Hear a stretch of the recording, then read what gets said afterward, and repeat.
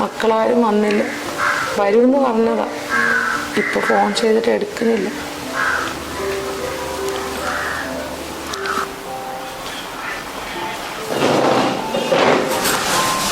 എല്ലാരും കാണുമെന്ന് വെച്ചിട്ടാടി ഞാൻ വന്നത്.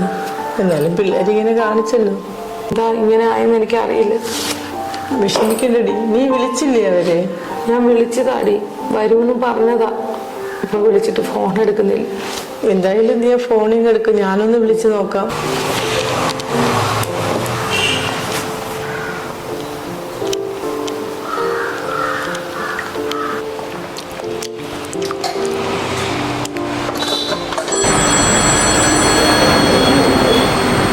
ഹലോ, പറഞ്ഞോ അമ്മ. അശ്വതി ആന്റിയാടാ. ആന്റിയായിരുന്നോ?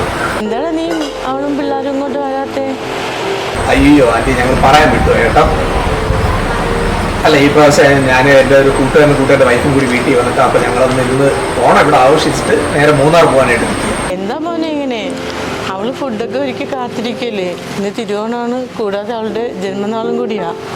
അത് പറ്റത്തില്ല ആന്റി. കാര്യം അവൾക്ക് ഒന്നാമത് അവിടെ വരാൻ താല്പര്യം. കഴിഞ്ഞ വർഷം ഞാൻ നിർബന്ധിച്ച് വിളിച്ചോണ്ട് അവൾക്ക് വരാൻ താല്പര്യമില്ലെങ്കിൽ പിന്നെ ഞാൻ എന്ത് ചെയ്യാനാ?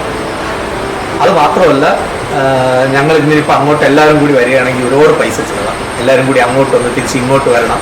അത് പോയിട്ട് അവിടെ വന്നു കഴിഞ്ഞാൽ അവളുടെ അമ്മ തിരിച്ച് ഞങ്ങളുടെ അവിടെ മൂന്നാർ വരണം എന്ന് നിർബന്ധിക്കും.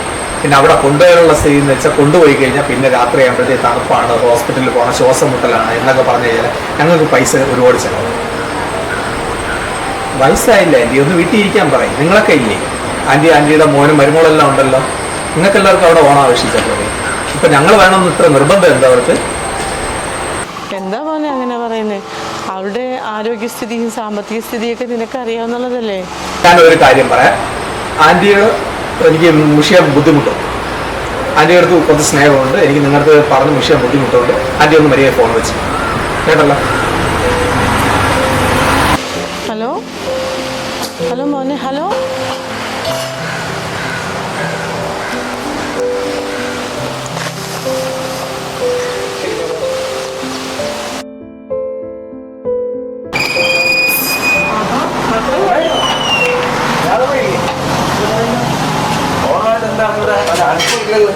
പ്രാവശ്യം എന്തുവായിരുന്നു ആഘോഷം? ഈ പ്രാവശ്യം എന്താ ആരും ഒരു അനക്കവും ഇല്ലല്ലോ.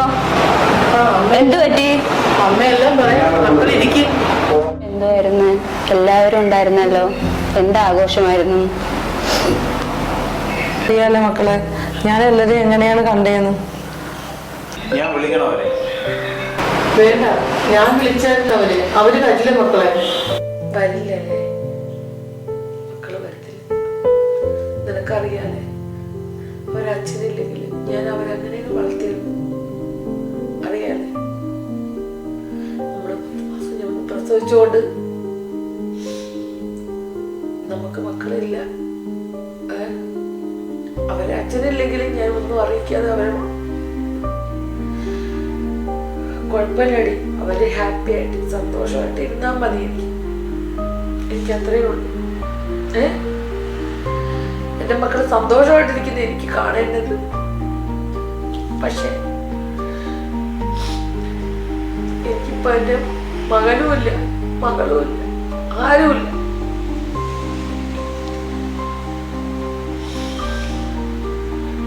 എനിക്കിപ്പോ ആരുമില്ല.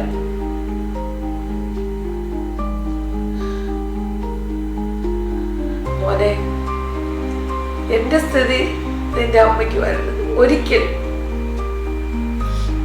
കാരണം ഒരുപാട് കഷ്ടപ്പെട്ടാ നിന്നെ വളർത്തി. ഞാൻ ഒരുപാട്, നിനക്ക് കുറച്ച് കാര്യങ്ങൾ അറിയാം, നിന്റെ അമ്മയ്ക്ക് അതിന് കൂടുതൽ അറിയാം. ഞാൻ ഒരുപാട് കഷ്ടപ്പെട്ടു. എന്റെ മക്കളോ അച്ഛനില്ലെന്നുള്ളൊരു വിഷമം ഞാൻ ഇതുവരെ ആക്കിയിട്ടില്ല. പക്ഷെ എന്റെ അവസ്ഥ നിന്റെ അമ്മയ്ക്ക് ഒരിക്കലും വരരുത്. നമ്മളൊക്കെ ഉണ്ടല്ലോ.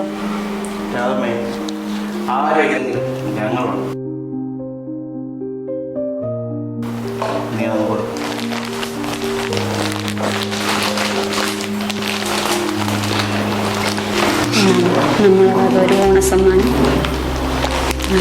ഇനി കൂടുതൽ എനിക്ക് എന്താണ് വേണ്ടത്? എന്റെ മക്കളില്ലേ?